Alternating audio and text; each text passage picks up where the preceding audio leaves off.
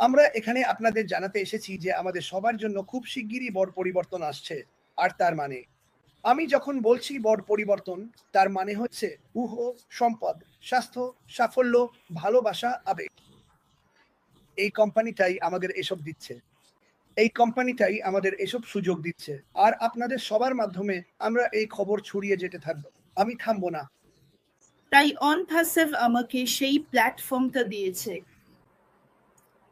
এটা লোকজন হয়তো বলছে, কেন এটা এখনো আসেনি, কি হচ্ছে না? ঠিক আছে, সমস্যা নেই। আমি জানি এটা এখনো আসেনি, কিন্তু ভালো জিনিস পেতে সময় লাগে। ভালো জিনিস ছোট প্যাকেটে আসে, কিন্তু দুঃখিত বলতে হচ্ছে এই ভালো জিনিসটা আসবে বিশাল বিশাল প্যাকেটে, যেটা আপনি সামলাতেও পারবেন না। তাই যারা অধৈর্য, তারা ধৈর্য শিখুন। আমি জানি আমরা সবাই অনেক কিছু পার করছি, সবাই কঠিন সময়ের মধ্য দিয়ে যাচ্ছি, কিন্তু আমরা জানি একবার আমাদের সিইও মিস্টার অ্যাশ মুফারে এটা নিয়ে আসলে আমাদের কারো মন খারাপ থাকবে না। আমাদের কেউই ভাবনা যে এই অপেক্ষা, যেটার জন্য আমরা ছিলাম, এর অপেক্ষা সার্থক ছিল। আমি 5 বছর ধরে অপেক্ষা করেছি। যেমনটা বলেছিলাম, 21 তারিখে ঠিক 5 বছর পূর্ণ করেছি, আর আমি খুবই খুশি। কিন্তু এখন আমি যা বলতে চাই তা হলো, দয়া করে সবাই ইতিবাচক মনোভাব রাখুন, ভালো কিছুর ওপর মনোযোগ দিন, কৃতজ্ঞতা চর্চা করুন, আর আপনার আশীর্বাদ, বড় হোক বা ছোট, সবকিছুর জন্য কৃতজ্ঞ থাকুন, যাই হোক না কেন। আমরা সবার জন্য দোয়া করছি, কিন্তু একই সাথে নিজের জন্য দোয়া করুন।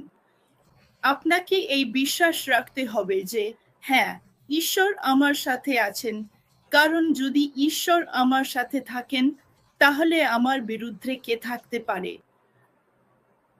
আমি সব সময় এটা বলি। তাই আপনার চিন্তাগুলোকে আশাবাদী হতে প্রশিক্ষণ দিন। সবাইকে কৃতজ্ঞতা জানান। আর সবচেয়ে বড় কথা, নিজেকে গড়ে তুলুন।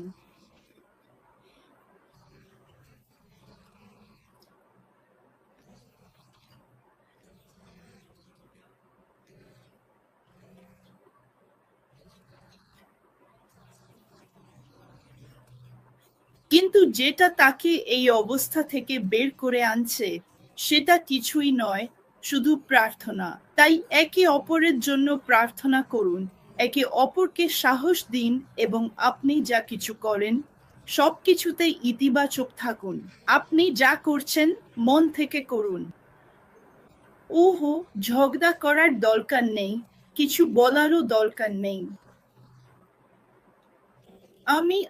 আমি শুধু আমি এই ব্যাপারটা নিয়ে এতটাই ইতিবাচক অনুভব করি যে ঠিক আছে, যাই হোক না কেন, সেটা আসছেই। আমাদের শুধু ধৈর্য ধরতে হবে। তাই পরিবর্তনের জন্য প্রস্তুত থাকুন। আপনার আশেপাশের পাড়া প্রতিবেশে তাকান। আপনার আশেপাশের পাড়া প্রতিবেশে তাকান। দেখুন আপনি কি ঠিক করতে চান। দেখুন কিতে আপনি সাহায্য করতে চান। এটাই আশমোফারে আমাদের সবার জন্য করেছেন। তিনি আমাদের এমন একটি টুল দিচ্ছেন, যা দিয়ে আমরা জিনিসগুলো ঠিক করতে পারি, সমাধান পেতে পারি, আমাদের পরিবার, বন্ধুদের সাহায্য করতে পারি। এটাই আসল কথা। এখানে বাংলাদেশের 2 জন প্রতিনিধি আছেন, আরো অনেকের মধ্যে 2 জন। বাংলাদেশে অনেক মানুষ আছে, এবং আমি বাংলাদেশের ইউটিউব চ্যানেলগুলোকে ধন্যবাদ জানাতে চাই, যারা অনুবাদ করে বাংলায় দিচ্ছে। আমি এটা খুব পছন্দ করি। আর এবং ইউটিউবে যারা এটা করছেন, তাদের সবাইকেও ধন্যবাদ। কিন্তু আমরা আপনাদের বলতে এসেছি, বাংলাদেশ, আপনি কোথাও যাচ্ছেন না। পরিবর্তনের জন্য প্রস্তুত থাকুন। এটা আসছে। আশমোফারে আপনাদেরকে তার সমস্ত হৃদয় দিয়ে ভালোবাসেন। আমি আপনাদের ভালোবাসি। মাটিও আপনাদের ভালোবাসে। আর আমরা থামবো না যতক্ষণ না বাংলাদেশের এবং বিশ্বের প্রতিটি মানুষের কাছে পৌঁছাতে পারি, যাতে তারা জানতে পারে এটা কত দারুণ একটি কোম্পানি। তাই আর বাংলাদেশ, জেগে উঠো। জেগে উঠো বাংলাদেশ। এটা ঘটছে। তোমরা যারা বলছো এটা হচ্ছে না, তাদের সবাইকে বলছি এটা ঘটছেই। আমি এখনই তোমাদের জানিয়ে দিচ্ছি, ঈশ্বর তোমাদের দুজনকে আশীর্বাদ করুন। মিস অভা, আপনার কোনো শেষ কথা আছে? আমার শেষ কথা আগের মতোই থাকবে, ইতিবাচক থাকুন, এগিয়ে যান, এবং অবশ্যই আমরা ঠিক সময়ে সেখানে পৌঁছে যাব যখন তার ইচ্ছা হবে। আমাদের সময় নয়, তার সময়। আর আমরা ধীরে সুস্থে চললে বিজয় নিশ্চিত হয়, এটা সবাই জানে। তাই চলুন আমরা ইতিবাচক, চলুন আমরা সবকিছুতে ইতিবাচক থাকি। আর আরেকটা কথা আমি শুধু আপনাকে বলতে চেয়েছিলাম, ক্রিস তিনি বলেন শুরুর দিকে এটা হঠাৎ মাথা থেকে বেরিয়ে গিয়েছিল। শুরুর দিকে যখন ওয়াই অন প্যাসিভ শুরু হয়েছিল, তিনি বলেন ক্রিস আর জুলি আসলে বাংলাদেশি দর্শকদের সবচেয়ে ভালো সমর্থন দিয়েছিলেন। ইতিবাচক থাকুন এবং এগিয়ে যান, কারণ এই ইতিবাচকতাই আমাদের দরকার এবং আগে যা ছিল আমাদের মধ্যে